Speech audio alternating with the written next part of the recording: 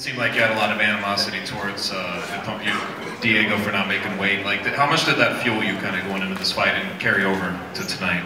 That's a good question, man. You know, I really work hard, you know, to stay in great shape, make weight. You know, I take this very serious. So that showed me that, you know, if he's slacking there, where else is he slacking, you know? So I was already confident in the fight. I feel like the best Diego could have showed up and I would have still won.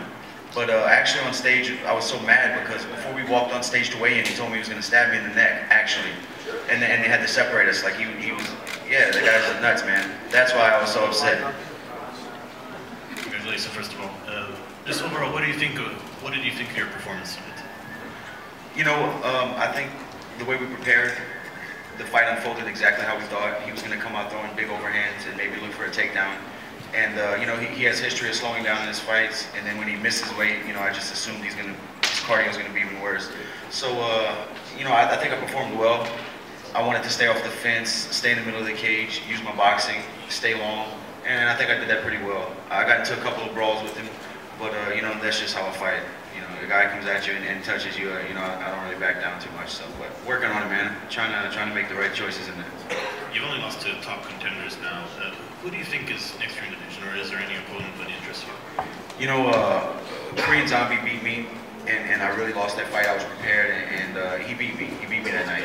But my other loss is to Cub Swanson, and I took the fight on short notice. I cut 30 pounds that week, flew to London, and you know, never felt the feeling I had that night of the fight ever before in my life. And it was just a bad feeling. I felt like I shouldn't have been going out there and fighting, and I would like a rematch with Cub Swanson.